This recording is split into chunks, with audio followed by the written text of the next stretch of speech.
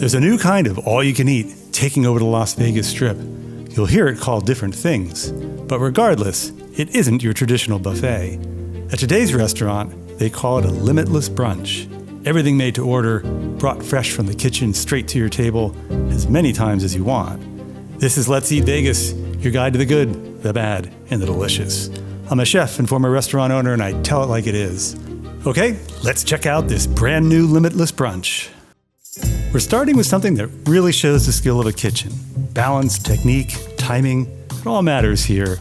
Before the food even hit the table, I gotta look into the kitchen, and I can tell you, everything is being made from scratch. The entire team is from China, and according to our server, they don't speak a lick of English. That's usually a very good sign. And this is all happening at Mott 32, inside the Palazzo, where their limitless brunch began just a few months ago. It's $68 per person for up to a 2-hour feastaganza. Look at this Sholing Bao. Right away, the color pulls you in.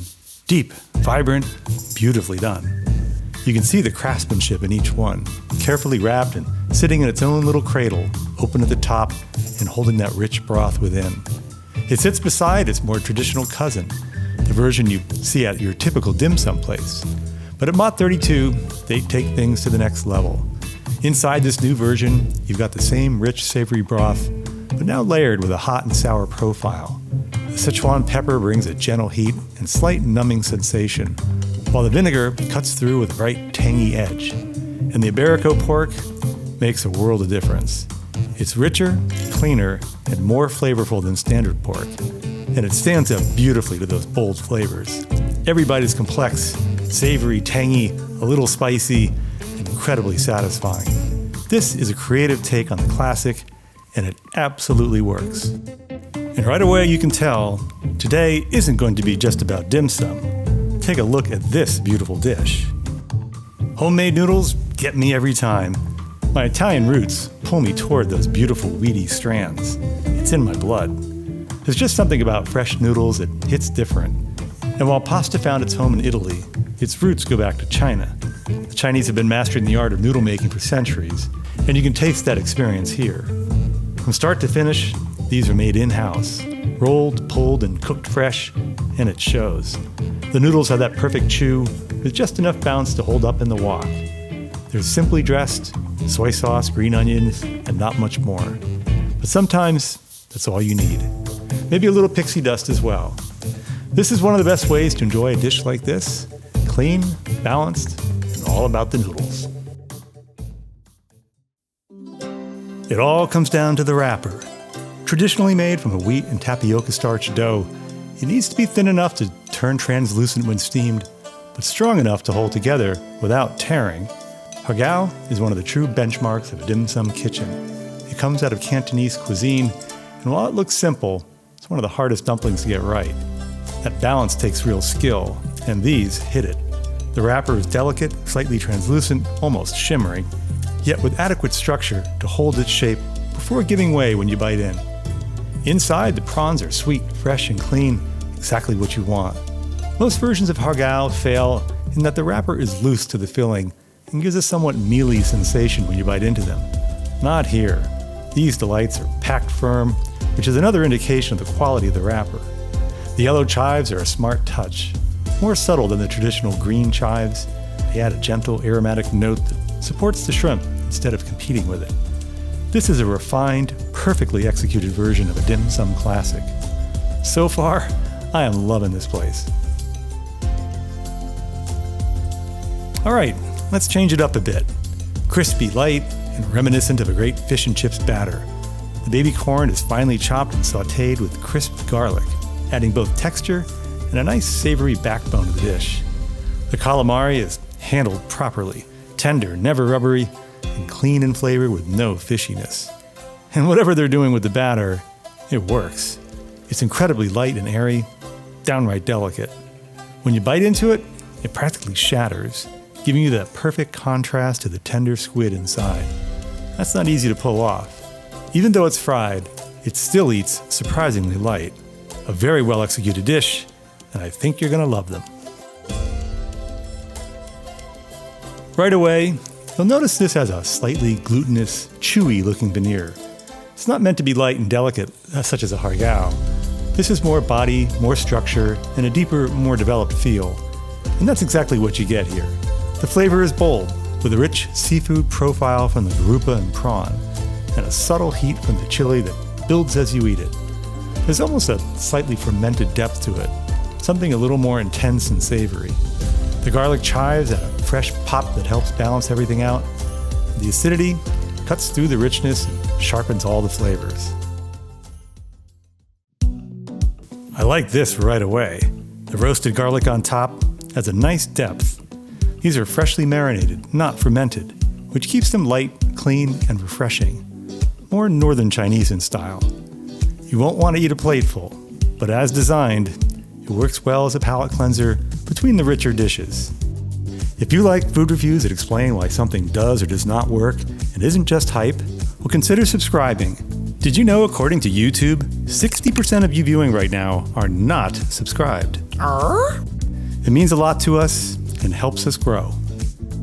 These hit the table with a deep, glossy glaze and an aroma that pulls you in immediately. The style comes out of eastern China, where Zhenjiang black vinegar is a staple. It's known for its rich, slightly sweet and tangy profile, less sharp than Western vinegar, but with a lot more depth. It's really the backbone of this dish. The ribs are braised low and slow, allowing that vinegar, soy, and sugar to reduce into a thick, lacquered sauce that clings to the meat. Flavor-wise, it almost leans into char siu territory. Sweet, savory, and incredibly satisfying. But with that, added tang that keeps it from feeling heavy. The meat is moist, tender, and pulls apart easily, yet still holds its structure. And that puff rice on top adds a light crunch that plays perfectly against the richness. If I had nothing else coming, I'd order another round or 3 in a heartbeat. These are some of the best Chinese-style ribs I've ever had. Deep, bold, and seriously addictive.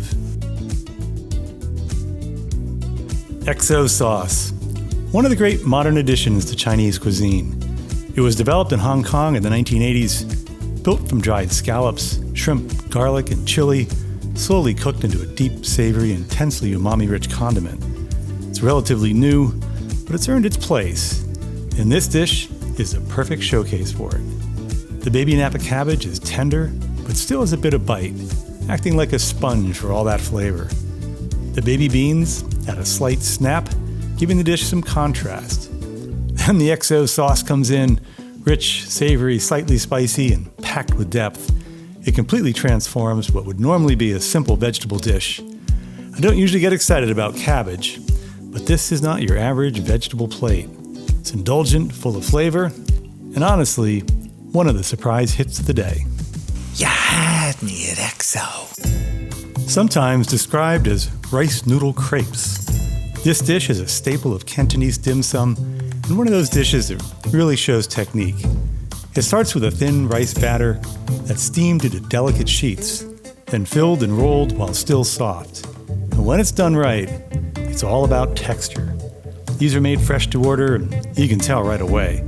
The noodle is silky, smooth, and slightly elastic, with that signature softness that almost melts as you eat it. Inside, you've got beautifully prepared char siu pork, sweet, savory, and well-balanced, with that classic roasted depth and a slight caramelized edge.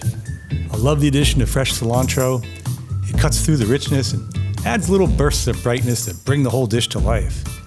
Then it's finished with a light sweet soy sauce that ties everything together without overpowering it.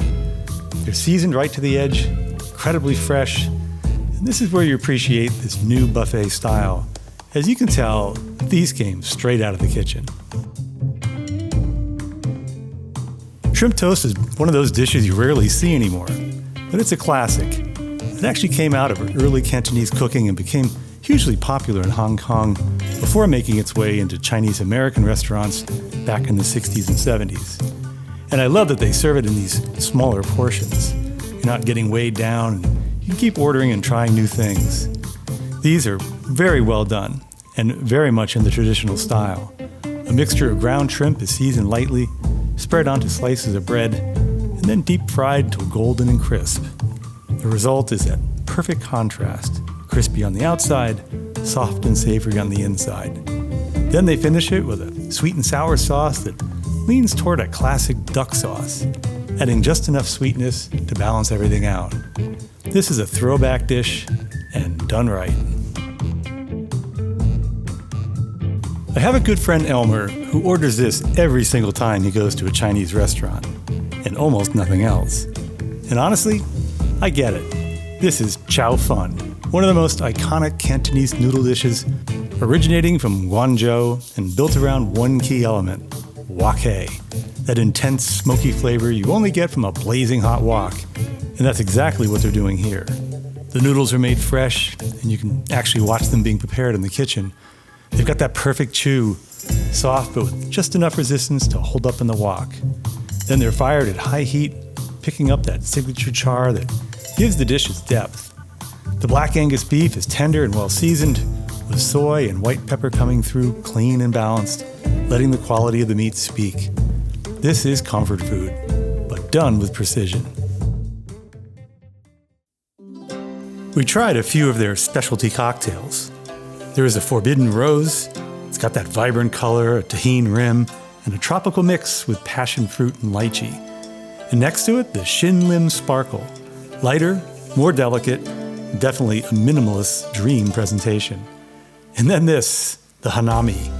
This is the one that really grabs your attention. They pour in the soda, and suddenly that luster dust comes alive, swirling, shimmering, and something you weren't expecting. They were all delicious. And keep in mind, you can get the bottomless cocktail package for $78 a person. This dish has a strange history. By the name, one thinks it's an ancient dish.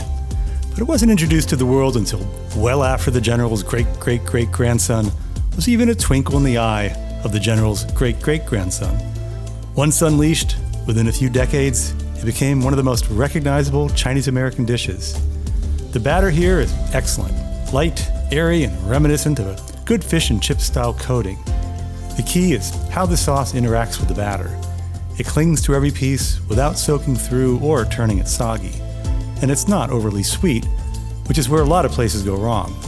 Too much sugar or oil that hasn't been properly drained, and the whole dish falls apart.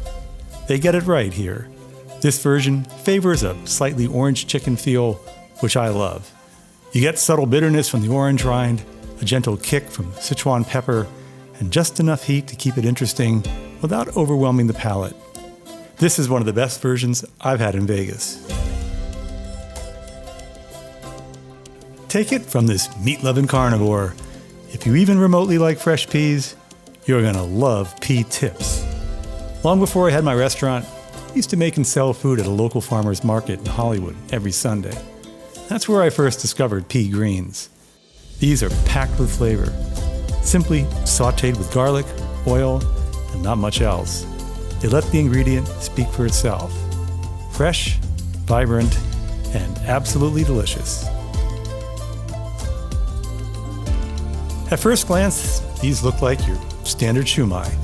They're anything but. The black truffle is deeply infused into the shrimp and pork filling, and it comes through right away, rich, aromatic, and unmistakable.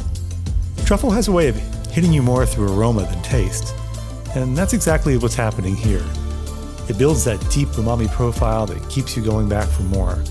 The texture is spot on, the balance is perfect, and the flavor just lingers. These are some of the best shumai I've had. Turnip cake is one of my go-to dishes at dim sum. It's a classic Cantonese staple made from daikon radish and rice flour. And this is another dish that's all about the texture. You want it to hold together when you pick it up with chopsticks, firm enough to keep its shape, but still soft and tender inside. And this one nails that balance.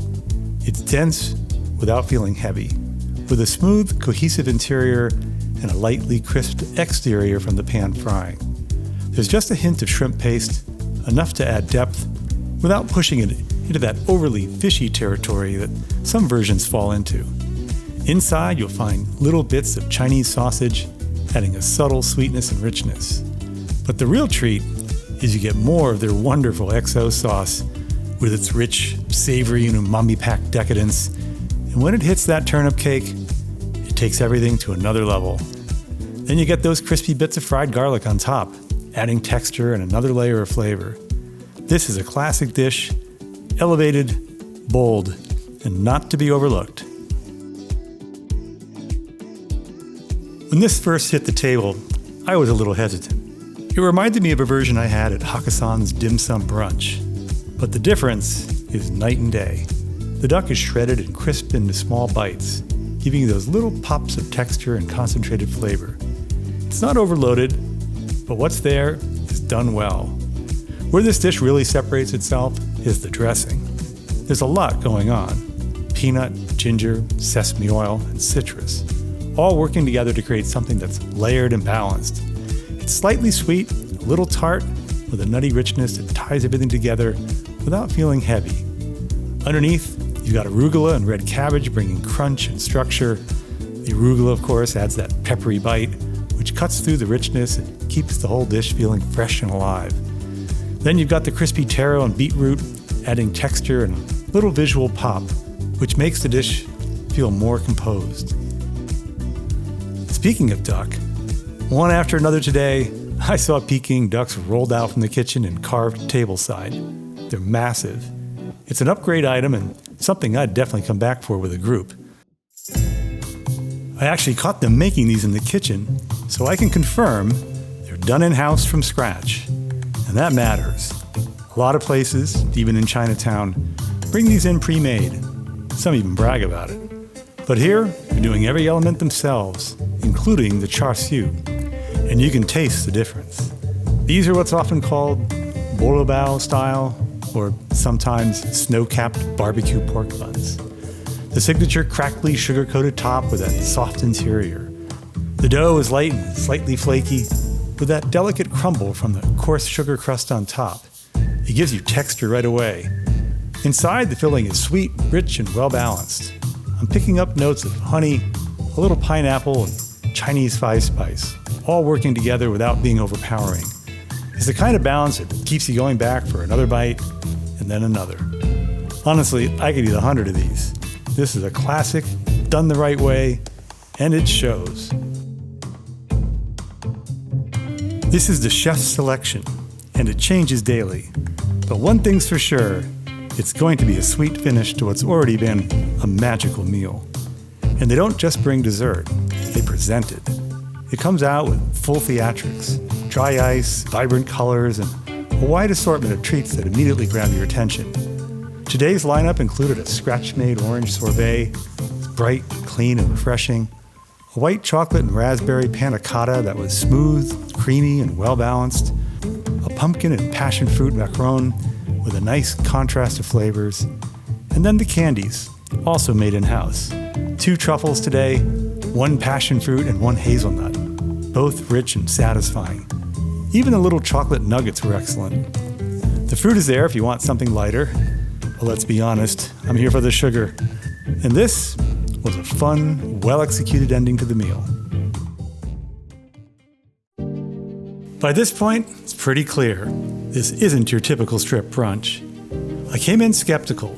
Another endless dim sum concept on the strip for $68. I've seen how that usually goes. But this is different. From the technique, to the ingredients, to the consistency across the menu, there's real intention and skill behind what they're doing here. Dish after dish, they delivered. Nothing felt rushed. Nothing felt like it was cutting corners. And that's the difference between something that's just all you can eat and something that's actually worth coming back for. This isn't just an endless brunch. This is a full-on dining experience. And honestly, it's one of the best brunches I've had in Las Vegas. If you're going to spend your time and your money on the Strip, this is a spot I can confidently recommend. We'll be back to Mott 32 soon, very soon. In fact, I've been there the last 2 weekends, and it was equally as wonderful each time. When you go, make sure to tell them Let's Eat Vegas sent you. If you think Mott 32 is good, you're going to love what's next. Or go with this one. You'll see why. If you enjoyed this video, liking, subscribing, or commenting helps us bring you more reviews. Until we eat again, bon appetit.